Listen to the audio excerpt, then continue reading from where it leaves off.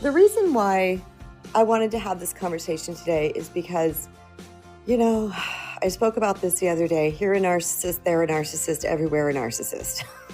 It's like everybody who does not handle a conversation effectively or has difficulty taking responsibility or is lacking empathy or appears as lacking empathy is considered a narcissist. And the narrative out there is run for the hills, don't look back, cross all the streams, hike up all the trees, do everything you need to do to get away from this person as quickly as possible. But in true Kristen Brown fashion, and I will say this is just me, I've always been this way, I watch this stuff, I study this stuff, I pay attention, and for some reason, one of my spiritual gifts is to see the nuances between all of this. And I know that sounds weird to you, but I just study human nature. And my inner knowing will drop little flags and be like, yeah, not sure about that. Not sure about that. Not sure about that. And so with that being said, and having dealt with both of these type of people in my life, I realized there's a lot of key similarities, but there's a lot of differences too. And I wanted to break those down for you today because if you are indeed dealing with a true blue narcissist, they're likely not going to change. And I'll get into that more. But someone who is emotionally immature quite literally has not matured in that department yet. And they may have some coping strategies. They may have some manipulation strategies that they use when it gets hot up in here and somebody's calling them out and they don't like it because it doesn't feel right. They don't know what to do with it because quite frankly, they have never learned. But having dealt with both individuals and learning what I've learned, I realized, with an emotionally immature person, they can actually heal and grow. Where a narcissist, it's highly unlikely. Because when you're dealing with an emotionally immature person, it's going to shock some of you, it's an innocent, naive place. They just don't know any better. So we end up expecting them to be someone other than they're not. I'm talking about the emotionally immature right now. And they're not because they haven't learned that yet for whatever reason. Likely they weren't raised that way, but many of us weren't raised that way, depending on what generation you're in or what kind of parents you have. But we can learn it ourselves. But some people, they just keep doing what they've always been doing because somehow it's been quote unquote working for them, or they think. Or when it stops working for them and someone leaves them, then they think it's for another reason. They don't really understand what's happening here. So I want to break this down for you guys today. I'm going to ask that you open your heart and your mind.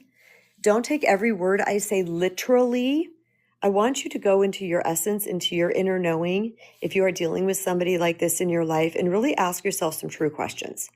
Because I will tell you something, even though my narcissist and my emotionally immature person, there were some overlaps, there were some key differences that actually gave me hope and actually helped me to handle that situation differently. And then the emotionally immature person started to grow and everything started to change. But that wasn't true with the narcissist. With the narcissist, it's really kind of flat, dead in the water type situation. I think it's important to know that there's a difference. All right, so one of the first key differences is intent versus impact. So a narcissist will often intentionally manipulate, control, or exploit another individual. The operative word is intentionally. They know what they're doing. My narcissist even said to me way early in the relationship, they said, I know how to say what people want to hear.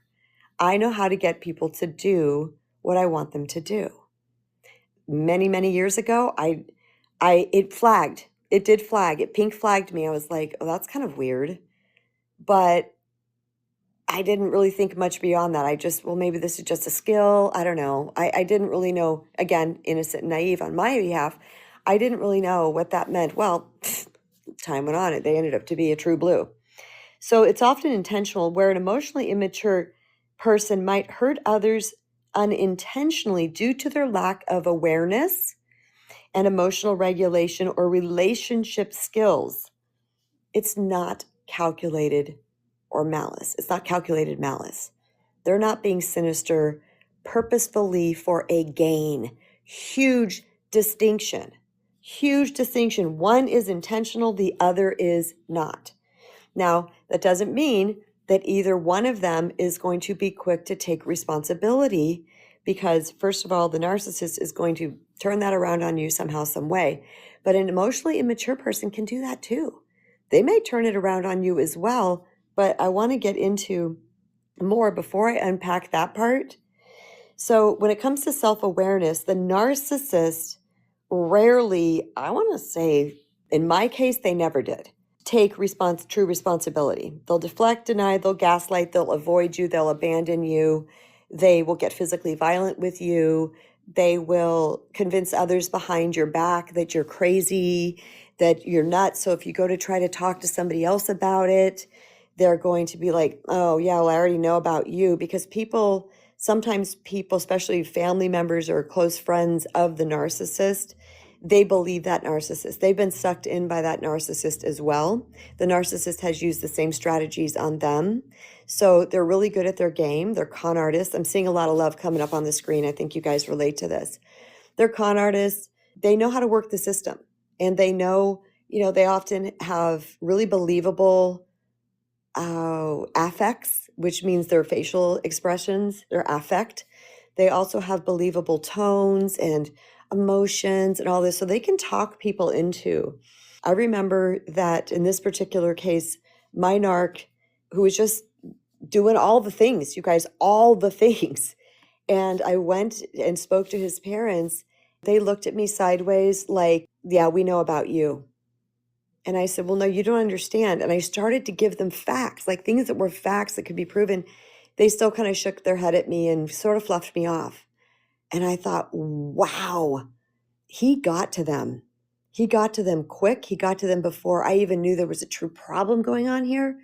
You see what I'm saying? He started this narrative a long time ago, so that when I had this, or if I ever had this conversation, that conversation was very difficult for me. I was scared because it was very confrontational and I was going to have to talk about their son. And I did it gently and kindly, but I was fluffed off like I was the Mad Hatter. That was really eye-opening for me, that the person was not like, yeah, I know our son can be like that sometimes, or he's done that with us, or I understand what you're dealing with. Nothing. It was the polar opposite, which really, really shocked me. And then came the statement, he's our son, we'll stand behind him no matter what. And I was like, oh boy. So obviously this is why he is the way he is, because they've never called him out or held him accountable. Does that make sense? Which is often the case when it comes to narcissists. But emotionally immature person, this is important, this is the self-awareness piece, may eventually acknowledge their behavior, especially with support and guidance and lack of shaming. We got to be very delicate and careful how we handle that with them, but they will often struggle in the moment. And this is what I found with mine. When my emotionally immature person, there's been several in my life, did the thing, if they were getting toxic in any capacity, I removed myself repeatedly.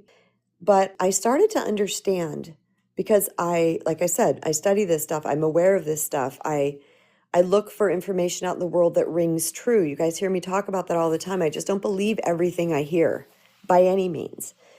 And I started to say, you know what? I don't think this person is a narcissist, because trust me, I thought they were. And I was like, there's something, let me try to do something different and see if I can get a different result. And I did, because they are willing. They may struggle in the moment with that self-awareness and take your responsibility, because they are wounded and it's their hidden shame that is blocking that. They've never looked at it before. No one's ever called them on this before. They didn't know healing was a thing. They just think you're acting crazy. But then comes those little moments of clarity, and you see it, and they take responsibility, even though it's minute.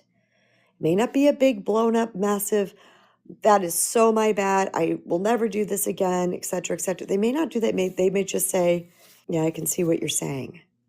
That might be it. But when you see even something that small, you're not dealing with a narcissist. You're dealing with an emotionally immature person. Okay, the next one is empathy. We all know about this one, right? If you've studied anything, read, researched anything about empathy, you're going to see that a narcissist lacks genuine empathy, period, full stop, end of story, shut the door, turn the lock. They may fake empathy when it benefits them, but they lack it. My narcissist, get this. Again, I didn't know what this was. I broke my femur. I went riding my quad with my brother. I hadn't been riding in a long time. It was a very strange accident. It was nothing that I was doing crazy. Anyway, I won't tell the whole story. I've told it before. But anyway, I broke my femur. I was air evac'd, helicoptered out of this area that we were in because the ambulance couldn't get to us. They rushed me into emergency surgery. Actually, the doctor said that he's pushing back a surgery that he had scheduled, my osteo doctor, my bone doctor, and he said, I'm putting her first because this is an emergency. My leg had swelled up probably, 5 times the size that it was. It was filling up with blood. They didn't probably know if I had cut my femoral artery. I think I would have bled out and died already because it takes like 90 seconds or something like that if you cut your femoral artery, and I didn't do that. But my leg had swelled massive. It was huge. Anyway, they gave me the surgery. But I heard from one of my girlfriends who also dealt with this type of person.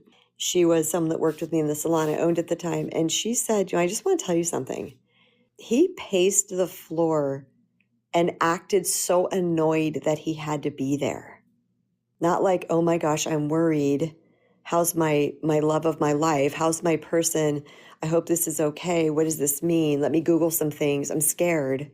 He was annoyed. She said he looked annoyed. Now, this was so early in our relationship that I hadn't really seen that yet, but I took note. I took note. And this is why sometimes for you, you may bring something to a person that you're seeing and they don't see it yet. There's reasons why they don't see it. Sometimes we just have blinders on, and sometimes it's just, we just don't see it. Here's the thing though, my inner knowing believed her. I believed her, but I didn't know what it meant. I didn't know what this would turn into. I didn't understand any of that, but there was no empathy. Where the other one, the emotionally immature person, I saw their empathy all the time. And what, maybe not all the time it was coming to me. A lot of times it had, but I'd seen it with other people as well.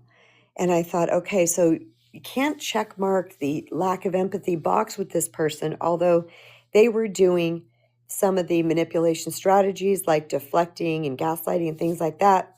I thought, there is empathy here. There is a genuine care and concern and a showing upness. So I started to really pay attention. I really hope you guys get value from this today because I'm all about healthy relationships. That's my core. I want everybody to be happy in their relationships. I want us to all have the most amazing relationships where we're loved and loved back equally, that we're valued and valued back equally, that we both put the equal amount of effort in, et cetera, et cetera, et cetera. This is one of the ways that we can figure out if our relationship is doable or if not. So the emotionally immature has some capacity for empathy, but they can get overwhelmed. Please hear this. Overwhelm or self-focus and can't always access it. Mind blown moment, because that's what I was dealing with. When they got overwhelmed emotionally, they turned into a viper. Having gone through other relationships where people were acting like that, similar to this and different than this and all the other things, I started to weigh up against this, and I thought, all right, it's that overwhelmment. This is the moment. This is the key moment. So you need to become a detective. Pay attention. Stop taking every little thing they say personally. You guys must know this, and this is something that people might be sending me hate comments from this, but when you can remove yourself and you can look at these situations and say, this person is wounded. This person has a disorder, if it's the narcissist. This person is emotionally immature. They're doing the best they can. They're acting ridiculous. But this really isn't about me. And that helped me. Peter Carrington said, yep, that helped me considerably because I stopped taking it personally, no matter what they said, because I started seeing the reasons and the whys behind the situation, and they were emotionally immature. So it made sense to me. Oh, this isn't about me. this person actually loves me, believe it or not. And because a lot of times people will say, that's not love, that's not love. That doesn't mean the love's not there. It means the person's unhealed. So I stopped taking it personally so I could be in observance mode. I just watched and paid attention. And because I started to gain information around these things, I started to do things differently. And I'll tell you more about that in a bit. The next one is growth potential. Huge. Are you ready? Narcissists are unlikely to change unless highly motivated, and even then it's rare. Now, Dr. Ramani, she's like the leading expert on narcissism. She's all over the internet or all over YouTube. She will tell you that. And this is where, when I was dealing with something with an individual in my life, I really had to think about this. I was like, okay, is this person a narcissist or not? They're not going to change ever. Do I need to just not have them in my life anymore? Like, what's going on here? Because she said that, but this was the defining moment when I knew there was a difference, because my person started to change. There was growth potential. It was slow, it was small, but they were changing. And I know that the narc doesn't. And I said, all right, there's a distinction here. And we need to understand this, because this narcissist narrative is way out of control. It is off the charts, out of control. So they're unlikely to change. They resist the introspection because it threatens their fragile ego. Their self-esteem, their worthiness, all of these things is very, very fragile. Very fragile, which is why they seek to get so much validation. I will tell you this was interesting. Again, not knowing what I know. Second husband, we got married here in Arizona. His parents in upstate New York wanted to throw us a wedding reception with all the people there. So we flew back there. Now, this is our wedding, right? We should be by each other's sides. He should have his arm around me, proudly introducing his wife, because first time he's ever gotten married, to all these people.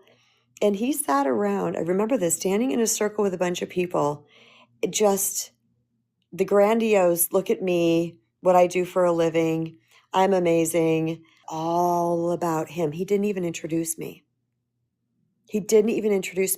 So I tried something. I backed up from the circle about 2 feet to see if he'd notice. Nope, he's holding court. I backed up another 2 feet to see if he'd notice. Nope, he was holding court. I went and sat down on a picnic table by myself for probably 30 to 40 minutes. Nobody came over to me, and he never turned around. He's just holding court. This was our wedding reception. See what I'm saying? I mean, again, I didn't know what I was dealing with. I know it was not okay, but I didn't know what I was dealing with. And I was like, wow. And I was trying to be in on the conversation. I'm not a brat, okay? I don't go, I'm going to go pout in the corner. I was testing. I was wondering what was happening here. I didn't know what this was. It was very, very shocking to what I had expected it would be like, based on how this person turns on their charm. Well, again, I just remember thinking, he's holding court. It's all about him. That was the extent of the information that I had at this time. And it was hurt. It was hurtful. It was painful. That's what I mean by, they really want to be the ones that are in the center of attention. Oh, yes. Oh, yes. The growth potential of an emotionally immature person, they can grow, and they can develop emotional maturity, especially when confronted with consequences or given tools to change. Massive, massive, massive. The growth potential of an emotionally immature person is that they can grow and develop emotional maturity, especially when confronted with consequences or giving tools to change. So what we can do when the emotionally immature person pops up, when we touch that wound inside of them, because I'm going to give you this background first, that we are all the walking wounded. We have all experienced some type of drama in our past that has tainted us, hurt us, has left a belief system about ourselves that we are not enough and that there is something wrong with us. So when we bring constructive criticism, feedback, critique about our experience of them, and they blow the minute we do it, that's because we've touched the shame. And thank God I'm hearing other people in the world talking about this now. We need to get this narrative out there more. There's healing and unhealed people. That's all there is, okay? And if they're not yet healed, that's what happens. It's a knee-jerk response. It's a panic feeling. I've talked about triggers before, and this person will go directly into defense and fight. They're going to try to make you wrong. That, again, looks like a narcissist, where oh my gosh, I must be dealing with a narcissist. Hold up. You could be dealing with just an emotionally immature person. Ask yourself, have you ever done that? I certainly have. Have you ever gotten super defensive to someone? Do you feel that ping, that like someone flicked you right in the center of your heart, and then you all of a sudden are defending and fighting over something? I have. So I started to look at that and understand, yeah, Peter says he has too. Yeah, I felt that feeling. That's because that's the wound that's being touched. That's an opportunity for growth. This is coming from me, who's all about our personal transformation and growth. But for someone who's not, they feel that feeling, they don't like it, and the fight is on. Or they abandon you, or they walk away. It depends, because I've had that too, where they just, and walk away. And now they stonewall. Again, all traits that can look like a narcissist, but at some point, when they calm down, are they ready to have a conversation? Can they see what's happening? Now, what I did, if my people in my life did that to me, I would immediately remove myself. And I would do it one time, I'd do it 1,000 times. The minute it turned toxic, nasty, abusive, ugly, I don't know, whatever it might be, even if it's just a raised voice, I would say something akin to, not these exact words because I'm not in the moment, but something akin to, okay, I see that we're not going to be able to have a rational conversation right now because XYZ is happening, and I care about you, I care about us, and I want to talk about this, but this is raising my nervous system, and I know that we're not going to get anywhere. So let's just take a breather, a break, however you want to word this to your person, and we can come back and revisit this.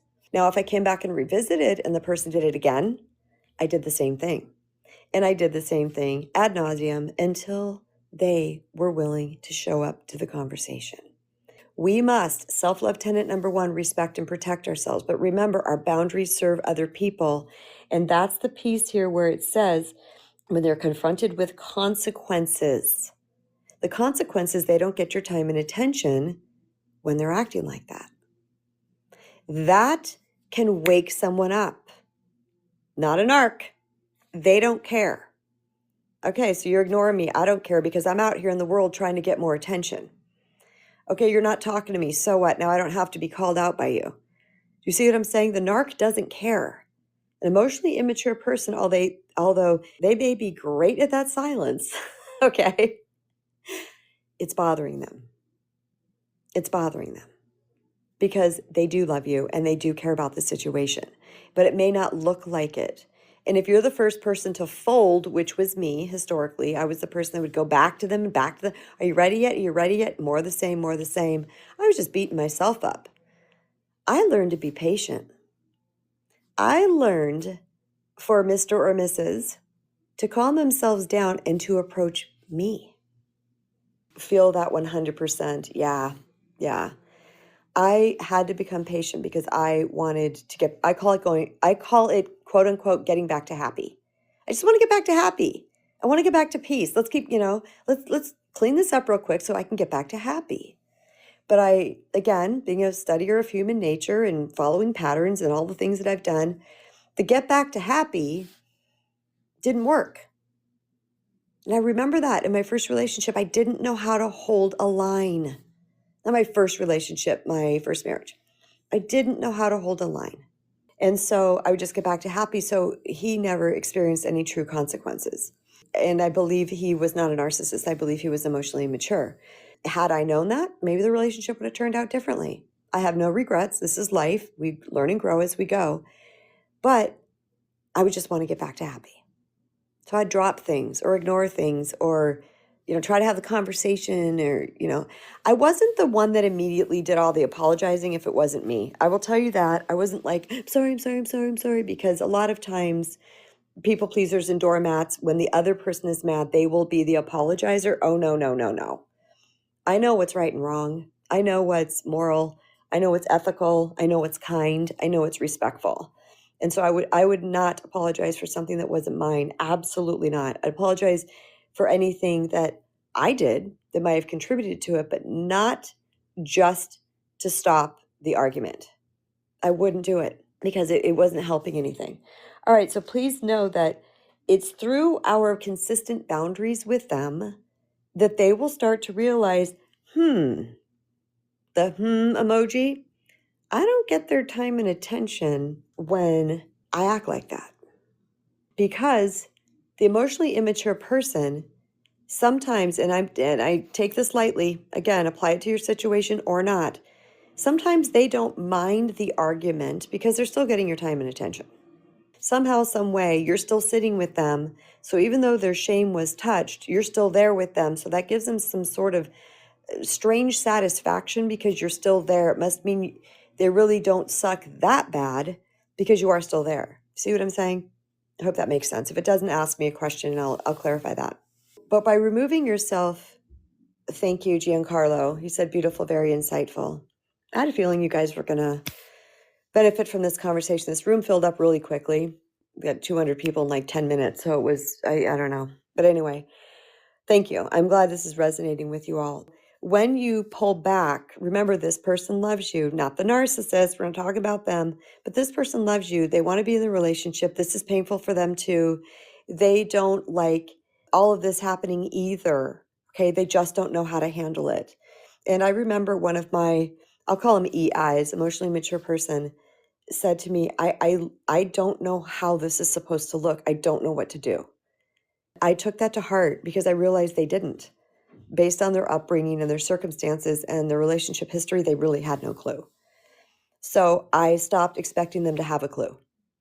Yeah, I love that. That's honest. Yes, it was honest, Peter. I met them with empathy and I understood they really didn't know. It was like asking them to speak Japanese when they've only ever spoken English. I had to take that into account, that my level of emotional maturity was several levels higher than this person. This is not good or bad, you guys. This is not right or wrong. This is just being a person that has worked on this stuff my whole life. I understood things a little bit more differently. So I met him at that understanding. And that's where this part says, are given tools to change. So when you can have these open-hearted conversations, maybe even Google things, but for the love of God, don't shame them when they start to see the light. And I mean that. Don't shame them. When they finally say, okay, my bad, if you shame them, they won't do it again. If you just sit there quietly and you say, thank you, I appreciate that. Whoever this person is to you, add in an appropriate touch.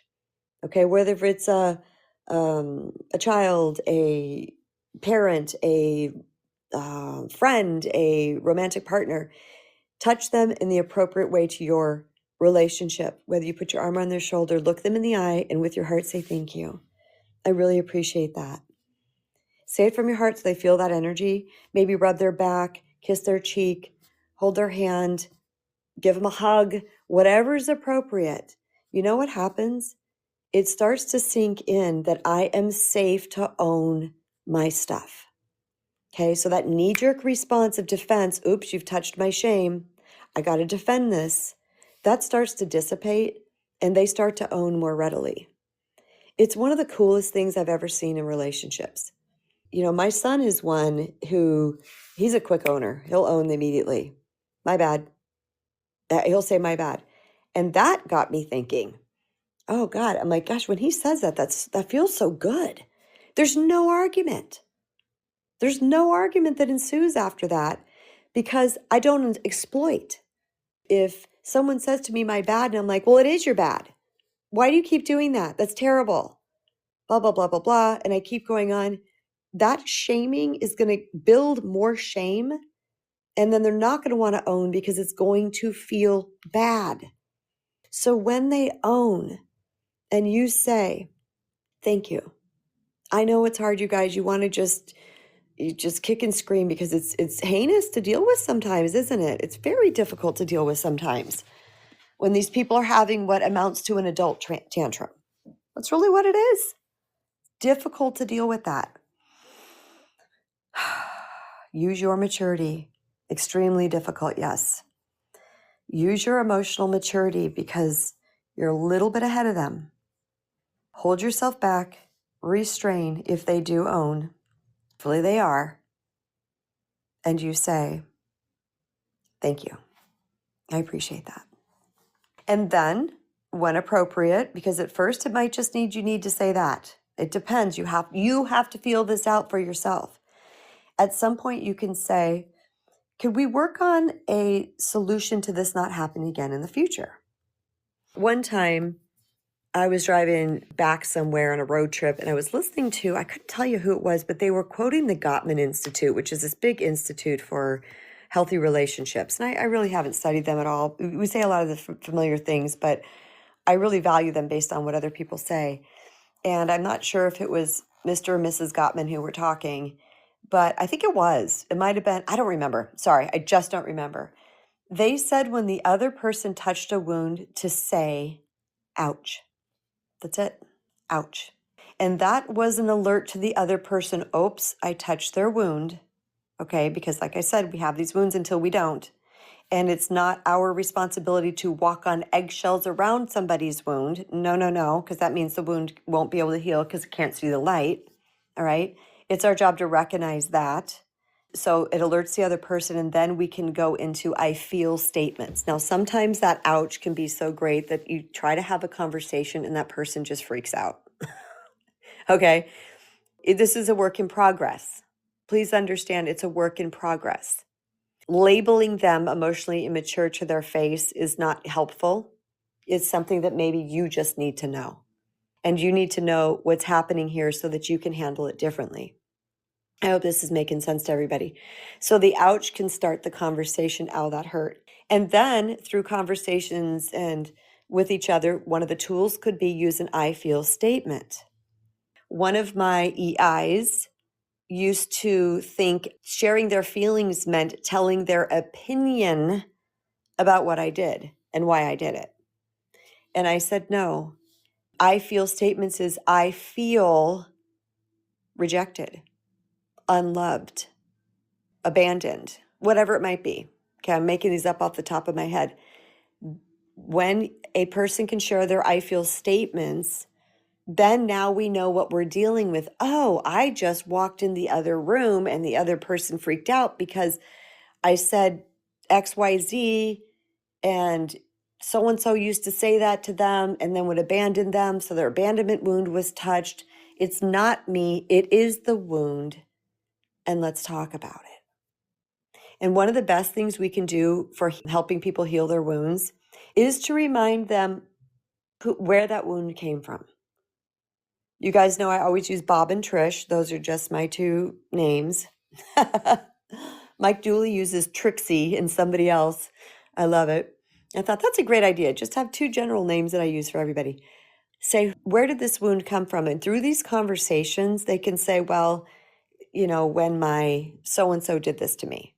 And you could say, okay, Bob or Trish. Let's say it's Bob. You can say, okay, so when this happens again and they feel that feeling, you can say to them, this is in agreement with them, because this is once you start this whole process and people are starting to want to heal, you can say something to the effect of, okay, that was Bob, that's not me. Or is that me? Do I act like that? Or is that Bob? Something along those lines based on, again, your relationship with this person. And we must remain calm because that wound has been touched. They are now in fight flight. And if they're holding it together enough to talk to you about it, if you get heightened at all, they're going to get more heightened. So stay calm. Neutral, neutral, neutral. Create spaces between your words. Talk slow.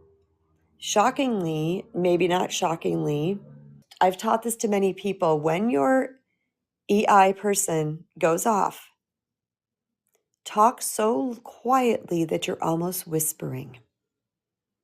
Seriously. Watch what happens. It's fascinating.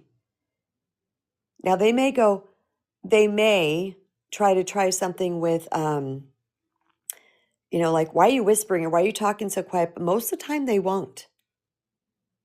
It's never happened to me. It's never happened to people I've taught it to. But what happens is by you remaining calm, I hope you can hear me. This is about how loud I speak. I speak very, very quietly. What happens is they get really quiet too.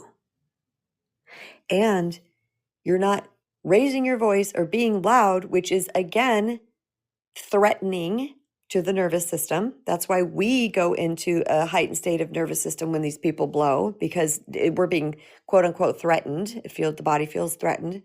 So we don't have to anything. If you choose the mission, talk calmly, because you want to help bring them down out of their fight flight. Bring them down. And you stay down here. And you don't overtalk it. Say what needs to be said. Get them to say what needs to be said. When it hits a resolution, you break.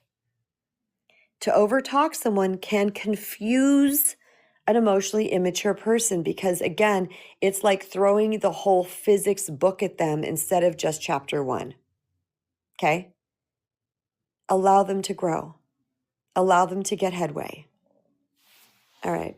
I'm getting a lot of back channels from, I don't know how to pronounce your name. Thalliterate, I guess. Okay. What when fight, flight is daily, the simplest things? Yes, I know. Trust me, I know. Are you talking about yourself or the other person? The other person is going to fight, flight, or you are? Okay. Oh, the other person is, yes. Okay, that's a big question for this. What really needs to happen is that person needs to understand what fight, flight is and that it's happening on the daily and is telling me that they are highly, highly wounded and they're living in survival mode. And what would be imperative is that they start working on calming their nervous system in all kinds of forms. There's many, many, many tools to do this. Meditation is huge. Holding ice in your hands, doing the vagus nerve stimulation. There's breathing techniques or all these type of things, but they really need to heal. But again, they're going in fight, flight daily. I would ask myself, am I helping to perpetuate this or am I helping them to come down? That would be my question to me. Am I helping to perpetuate this or am I helping to come down?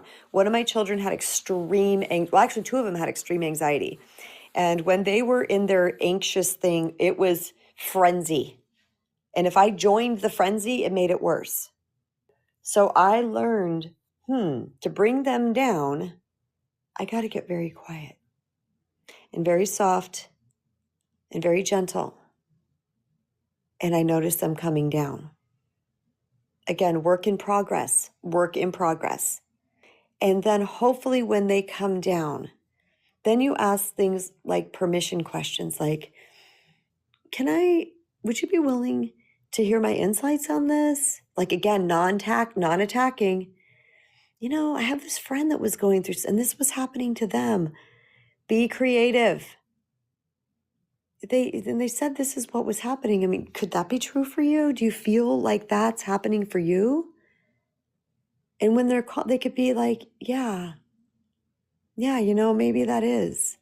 It depends where they're at on the journey. Depends how old they are. There's a lot of variables at play here. This is not one size fits all. Please don't even think that. This is about you, the more aware person. I hear that. I understand. Oh, thank you. I'm glad you understand. But again, not one size fits all. Move through this. Trial and error. And when something starts to work, double down. Double down. Do more of it. Oh, he or she is a hip hop artist. I don't know if you're male or female or that makes sense. Male. Okay. I thought you were male, but I didn't want to assume because you were talking about a she. In today's world, I don't want to assume those type of things. And I want to be very, very respectful. That makes sense. That makes perfect sense now. All right. Patterns versus occasional behavior. Big, big, big. The narcissist displays consistent, deep-rooted patterns of manipulation, entitlement, and superiority. I also want to throw in some type of abuse. I think they are either verbally, emotionally, mentally. There's some type of abuse that could be going on here. Okay. So it's consistent. You're going to see it all the time, as I did with who was my narc.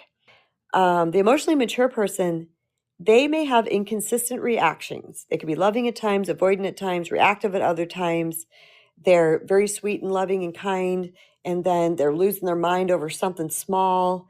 Their behavior is unpredictable, but it often stems from fear or insecurity. So important to understand that.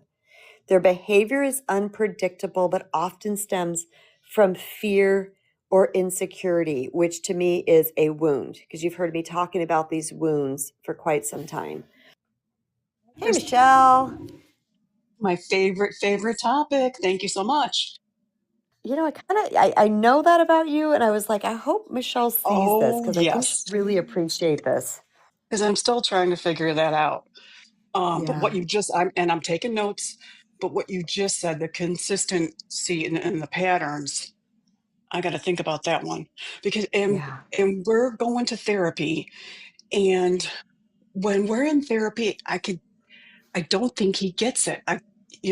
I'll look at him when the therapist says something and it's just like he's got this blank look on his face. yep, And it's like, I don't think he understands. So, and I know he's wounded. I know that for sure. Yeah, and he doesn't want to get in touch with that stuff. I think he yeah, feels if he opens it up, yep, he's going to cry forever or something like that. I don't know what he thinks, but yes. it's just he resists that so much. And I do you have any tips for me or anybody else going through this kind of thing? And we are going to therapy and I'm like, yeah, I don't want to push. And like you said, when I do see a glimmer, believe me, I'm just like, thank you. Thank you very much. I appreciate that. I would never, ever shame him, Mm-hmm, because mm-hmm, I know how that feels. mm-hmm. And I don't know what the next step is. I just feel like I'm stuck, you know, I just feel like I'm Well, stuck. I want to say that he's trying. It appears he's trying.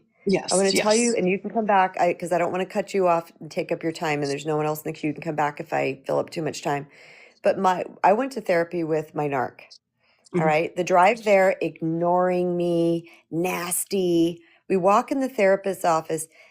Charming Charlie, the smile, the blue eyes, sat on the couch right next to me with his hand Ooh, on my thigh. ooh, Okay. Charmed the heck out of this lady.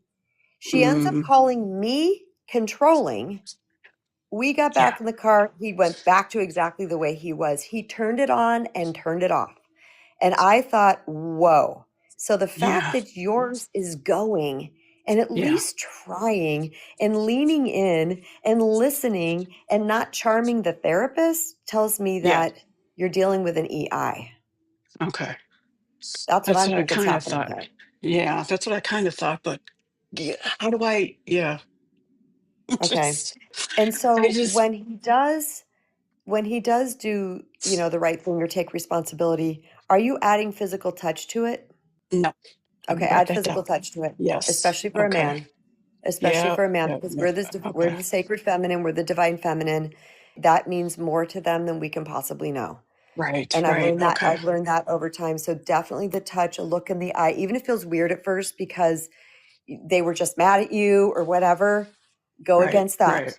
Go against Okay. that and say, I'm going to bring the feminine to this hurting person right now and be that Hmm. soft space that he can learn to trust. And the more that you do that, the more he's going to be able to lean into it. Okay. Okay. That's perfect. Yeah, I know that will work. Ooh, like him. There's such a type, and Yeah. it's heartbreaking because they're little boys that didn't get what they It needed. is. It is. And recently just heard something, I think it was like Psych to Go on YouTube. They said if your parents are in survival mode when you're being raised, which my parents were and his parents both were, both of us, and Yeah, that you don't get to learn these, coping skills or grow emotionally either. Yeah, it's just like I know that because I went through the same thing. But at first, that's what bothered me. I'm like, I'm healing. Why can't you heal too? But Yeah. that I shouldn't, I can't compare his journey to mine. But at first it did make me mad. But now I understand he's on his own journey. But it is He probably doesn't so, even know it's possible, Michelle. He probably yeah, doesn't even know right, what's possible. right. I think you're right. I think Mhm. that's why when the therapist talks, he's just like, he'll be like, you can you explain that in a different way? And yeah, he just He'll ask doesn't, that? yeah, yeah, he does Oh my ask that. gosh, Yes. Michelle, that's a great sign. Oh, okay, good. Good. Oh, he's trying. Oh, sister, he's trying. Yes, yes, yes, yes, yes, he's trying. It's it makes me cry.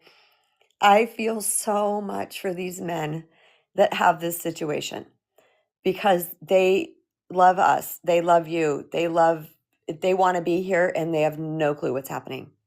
They really don't. It's so sad.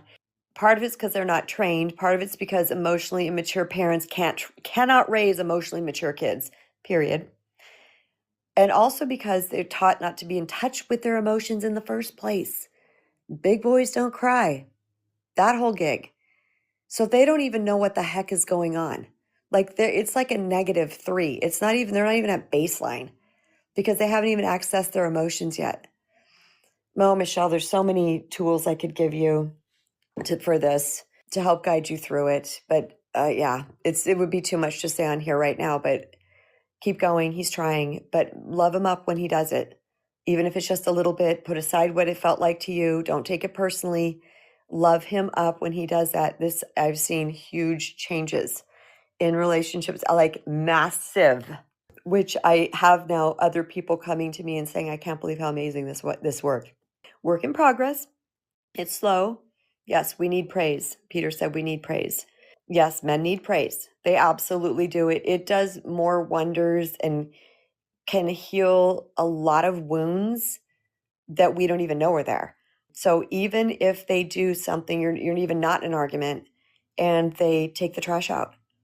They walk in the door, plant a big one right on their lips and say, you're the best. You always take the trash out. I never have to think about it. I do this with my husband all the time. I don't care what that guy does. And he's somebody, when we were first dating, we first moved in together, he did the dishes and I looked at him and I said, thank you so much. And he said, you don't have to thank me. What if I believed him? Because me, knowing what I know, I said, no, I absolutely will thank you because I appreciate that. And as the relationship went on, he realized I really like that. And he does the same for me. And we thank each other for making the bed. We'll text each other. Hey, thanks for making the bed today. Yeah, you're welcome, honey. Lately been going to bed earlier than me because he's getting up really early to walk. And I come up there and there's my electric toothbrush and toothpaste on the counter, waiting for me for when I come up. What do I do? Thank you for putting my toothbrush out. Every little thing that they do, and it's not just for men, but I'm switching the conversation to men directly. Men need this, especially from their women. Okay? We have the capacity to heal or harm men. Yes, I know they do with us too, but we have so much healing power. Someone on the Wisdom Channel once, when this was Wisdom, got up and they said, and I believe them, they said, women don't understand how much power they truly wield. And let's use that for good. Use it for the becoming and the healing of our men, not for the manipulation of our men. I made a video recently and it was something about, because, women are dealing with some things too, and we do need to have our appropriate boundaries. I will never, ever, ever stop saying that. Don't stay in the situation when it's happening. If it goes sideways and you're getting pummeled mentally or emotionally, opt out. I will say that till the cows come home. And when they come around, when they get something, then you praise and you show that they're appreciated. Okay, moving on. Thank you for coming up, Michelle. I know that you have been dealing in this department. I was hoping that you would come up I think Michelle would really, that was nice to be thanked. Yes. Okay, let me read some messages real quick. I've been on such a roll here. Yes, yes. Robin said, I wish there was an angry emoji button. And that was referring to your ex, Charming Charlie, at therapy. His name is not Charlie. That's my brother's name. But yeah, it was, again, you guys, I didn't come upon the stuff I share on here lightly. I've been through the trenches, but I was wired from birth to figure it out. I think it's just part of my destiny, if you will. I don't know. Because I've thought about it many times, like, why am I like this and nobody else that I know is? I think it's because I've just been wired this way. This is part of my spiritual gift to figure this stuff out. So these stories that I share with you, these are the things I went through over and over and over again in all kinds of ways where I was like, what is happening here? And that light switch moment, at the therapist, had there been the narrative of this back then, it would have been very helpful. And I always pay it forward. I share what I know to try to help other people. But when she called me controlling, which, by the way, what is the name of my book? The Recovering People Pleaser. I'm the last person in the world that was controlling. And I lost faith in therapists. I thought how easily this woman was manipulated. And it shocked me. And there was a couple other good ones with other situations in my life after that, but that particular one, I thought, what did you think, he was cute? I mean, what the heck? It was just wild. It was just wild. Anyway, I'll get off of that. So then the last two. All right, I have been talking this whole time. How about I take a sip of water? Okay, and these are, again, the key differences is relationship dynamics. The narcissist needs to control. They need constant admiration and dominance. They seek relationships to serve their ego. What I always say is they're going to find somebody that is going to basically be a people pleaser or a doormat that will be the overgiver. It's all about them. They want to be in control. They want to be calling the shots. They want it their way. And when they talk about covert narcissism, it's kind of the hidden stuff. Your person could be doing it in a way that's very passive, but they're still doing it and you're still going to feel it. And this is why being with a narcissist often feels like that metaphor of the frog in the water, where frog or lobster, if you put them in water, slowly turn up the heat, they won't jump out. But if you throw them in boiling water, they jump out because they notice the vast difference. We slowly turn up that heat. That's what they'll do to you.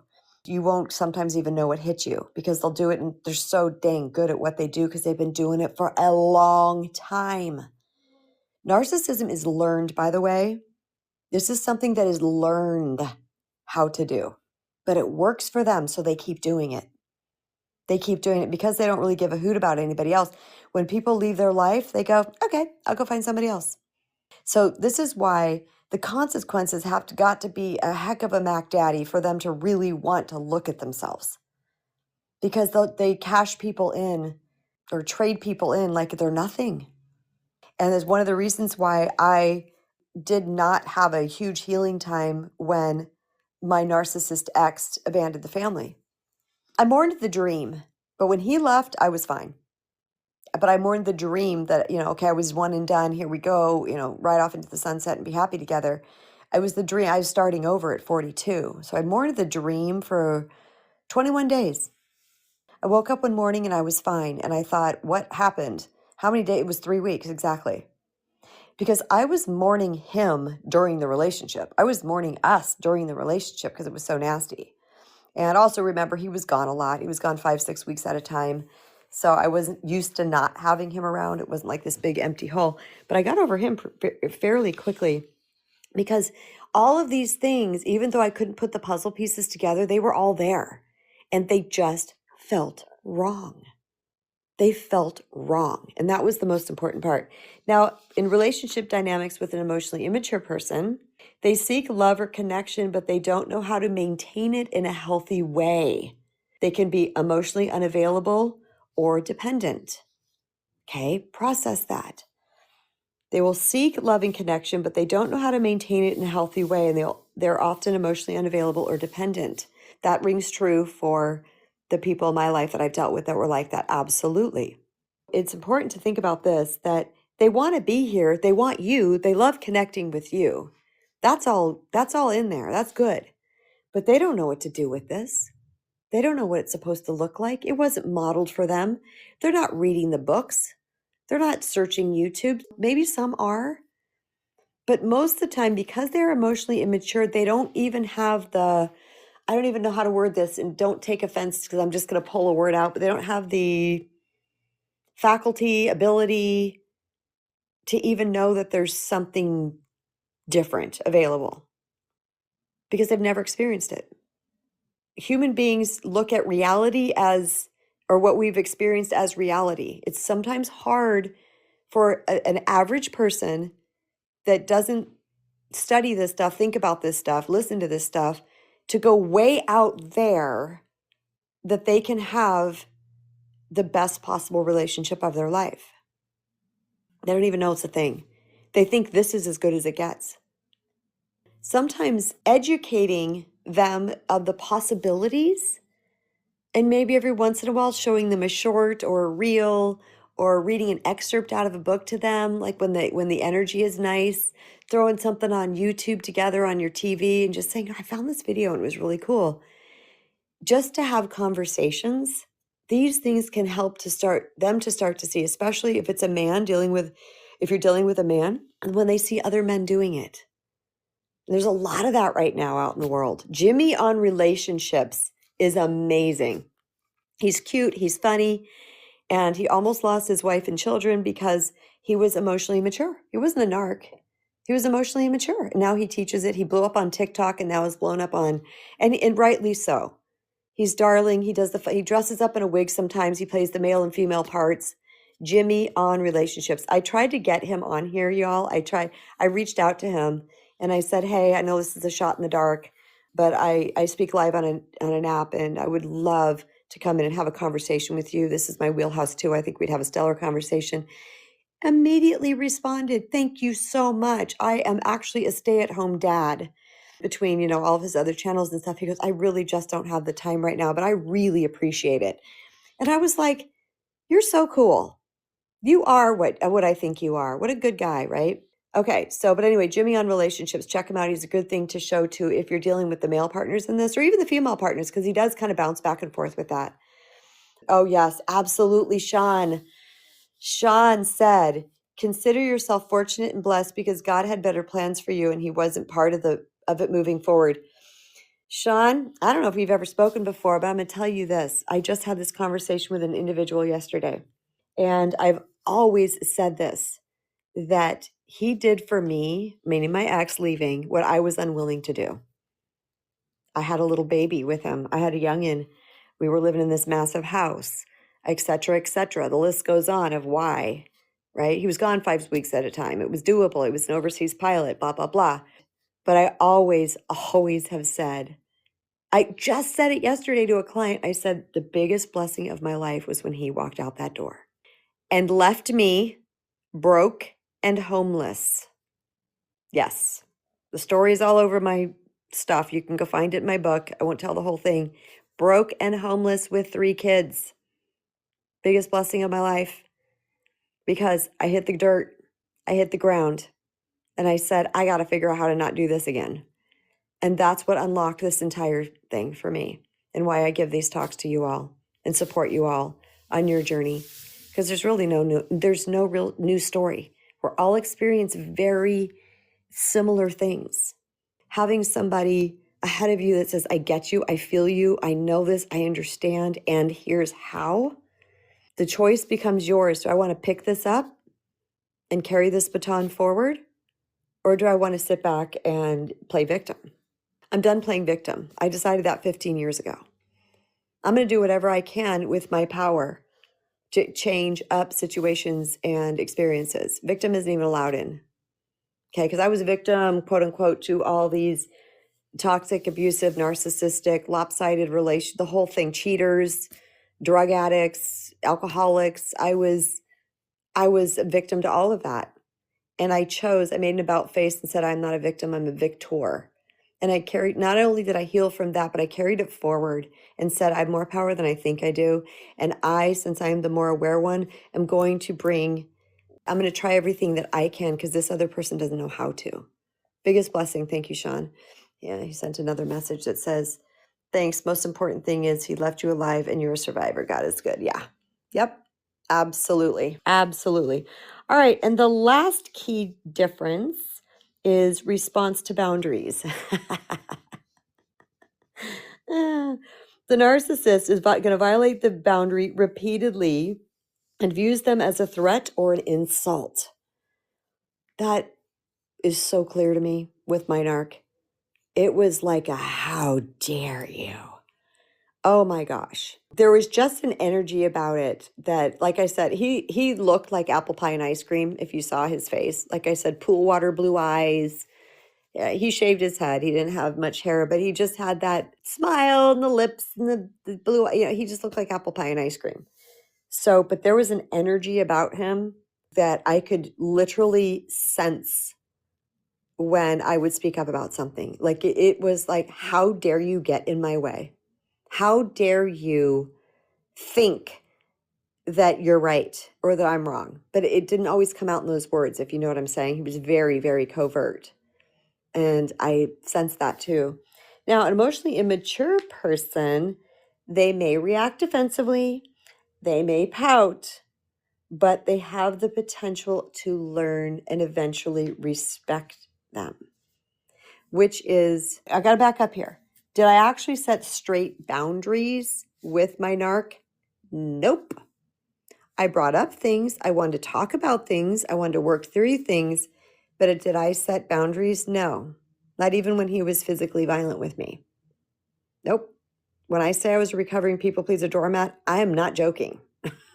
I am not joking. And I don't tell the details of those stories here. I have before. But yes, the things that happened. And nope, once the dust settled, I was back at it. Back in happy-go-lucky Kristen. You know what I'm saying? So no, I didn't even try to set the boundaries. I did try to have the conversations about the bad behavior. But he had such a way with me. I'm trying to unpack this real time. That once it was quiet, I didn't want to bring anything up because the quiet was really good. Again, they're charming. There's a lot good about them. But the emotionally immature one, they may react defensively or pout, but they have the potential to learn and eventually respect them. And I had that experience too. When I said, look, this is not okay to be yelled at, to raise your voice to me, to whatever, I'm giving you the really, really short, condensed version of this. And I'm going to remove myself until things are calm. No one chased me down. No one got mad. They all respected it. There's a difference. And you're going to see that with your person. You're going to say, oh my gosh, there is a difference here. If you are dealing with a narc, the statistic I wanted to give you about 45 minutes ago that I must have got sidetracked on is that trusting statistics and things in the world, I heard initially that only about 5% of the public at large are true blue narcissists. I have since heard that number, that statistic, go up to 25%. So let's just say somewhere between 5 and 25% of the population are true blue narcissists. Do we really know? I don't even know who's making up these numbers. Okay? I don't know. However, there's only a small percentage. So the chances are, and I remember saying this on a live like a year or two ago, maybe a year or two ago. I said that, no, it was on a video on YouTube. I said for the first 100 of you who are listening to this, only 5 of you have a true blue narcissist. The rest 95 of you don't. You're dealing with an emotionally immature person. And people don't like to hear that because sometimes they want to be the victim. Oh, poor me, I'm just the victim. Well, this is where I want to ask and challenge you. Do you love this person? Do you want to be in this relationship with them? Are you the person that's more aware? Because if you are, it is your duty to bring that to the relationship. A Course in Miracles has this quote. I'm probably mess it up, but it says, whoever is quote unquote more sane at the time of upheaval, disagreement, challenge, it is their responsibility to bring the light to the relationship. I completely paraphrase that.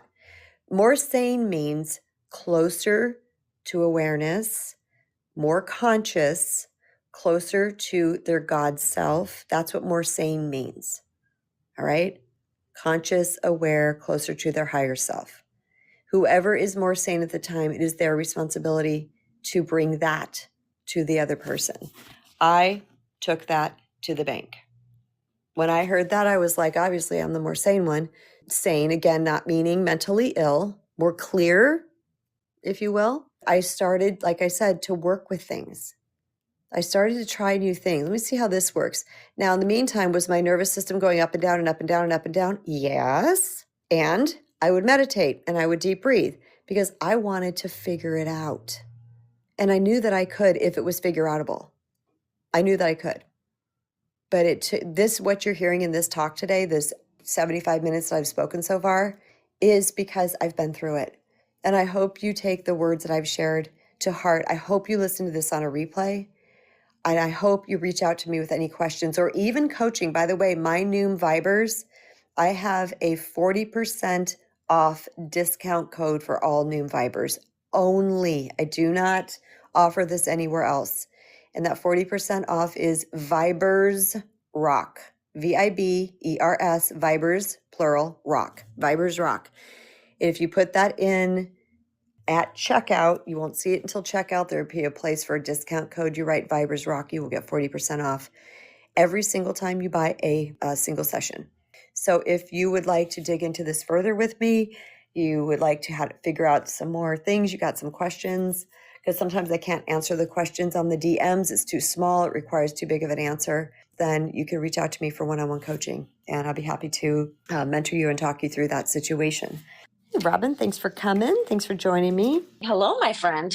Hello, my friend. How are you? Good, thank you.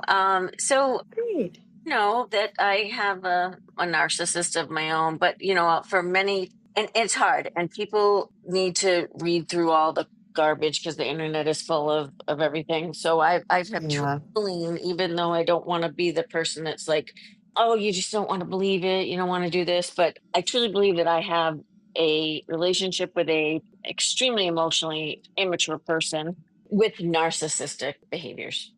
So many things point out screen narcissist, and you watch all these social media posts and you can match it right up and all of that. The biggest things that I took away from the talk today is that yeah, you're right. I think it might be less than 5%, I think, is true narcissism. Yeah. Mine is a spinal cord injury at age 17 and never really kind of matured after that, and then tried to figure out how to negotiate his life beyond that. So, do I have a sense of empathy for that? I do. But he doesn't hold a lot of he has empathy for certain things. He's very giving. Sometimes it's for his own back patting, let me say that, kind of a deal. Like, he wants to be known as, I'm the giver, I'm the one that with the money, I'm the one that can do this, I can do that. But other Oh, times, gotcha. not, yeah, not so much. And he's not mean to animals, and he's very loving. And animals are good people that can tell people with a better heart. I think I've always believed that. The difference between them, God, the line is, it's very, very thin. It's hard to tell. So I guess the best thing is to know yourself, and learn from the things that you've learned from people that you trust, aka you and my new vibe fam, and learning to love yourself the most and be your own cheerleader, and be your own advocate, and not necessarily rely on that. But I can see why I'm still drawn to him, and I have a love for him that is different now than it was before. But I still go through reminding myself of the times that I literally was just used, and sometimes I'm Mm-hmm. still literally just used. He uses me for an address here in Florida. I don't care. Good for you. You have physical address that you can say you're here for Florida. I really don't care about that. It's when he takes other personal, emotional things from me that are going to be the bigger, like putting up those, turning other people against me and making me look like the bad guy and saying I'm the crazy person and all of that. Just not true. I'm sorry, it's just not Mm-hmm. true, and I refuse to believe that. Not that I didn't, I don't have to take responsibility for my own behavior, but I do. And that's the difference between us, is I own it. I take Mm-hmm. responsibility for whatever I've done, whatever I've happened. But that story made me so angry about you going in with your leg, because when I had my shoulder and I fell, I waited all night long in severe, severe agony until the light of day. And then I woke him up and said, I need you to bring me to the ER. And he Mm-hmm. brought me to the ER and he left. So Yeah. live and So you can learn, relate. baby. Live and learn. I didn't even need anybody to tell me that this is what was going on. I literally saw it, did it, remembered it, tucked it in the file and Mhm. said, I remember. And I bring it up, not like I'm trying to be mean, but every once in a while I'll say, well, you did leave me there at the ER to deal with this by myself. And he's like, I did not. I had an interview, which you didn't even go to, buddy. So don't try to tell me. I'm like, okay, you believe what you want to believe, but okay. Yeah. It's know yourself, know your own truth, and rise above it. Love it. Yeah. Thank you, Robin. Thank you. Such a See ya. great share. Robin said something a couple minutes ago that was to learn to love yourself. And that really is the best. I'm just going to say defense against the dark arts. Harry Potter reference. What that means is when we love ourselves truly, wholly, completely, we have filled our own worthiness cups, we have healed our wounds and continue to, we have made self a priority, we work on love, connect with, respect, protect self. You are better positioned to show up empowered if you run across this type of individual. You will show up in a different way because, like I said, back with the second husband that I had that was acting like this, it was the true blue narcissist. I was very powerless. Even though I'm a strong person, like I said, I've worked since I was 15. I've raised good kids. I'm such a capable person, but in that area, I struggled. I struggled for many reasons. But once I learned, which is what I learned post that era, that was my College of Kristen, when I learned how to truly love and value myself, that was what was missing. That's what really gave me the foundation that I needed to show up in an empowered way when dealing with one of these type of individuals. Hey, Jeannie. Hey, how are you today? I'm lovely. Thank you, Jeannie. How are you? I'm good. You know about this situation, I think. I have a situation, I'm actually the third person, and I'm not really in it, but I'm very involved with one of the other two people. And I'm pretty sure that the woman involved is a narcissist. Nothing is ever her fault. She throws big fits. Big emotional fits, and she talks about how bad she has it and nobody understands like her and she's too tired to watch her kid, and so the other person in the relationship ends up doing all of that for her. Now, he is an extreme people pleaser.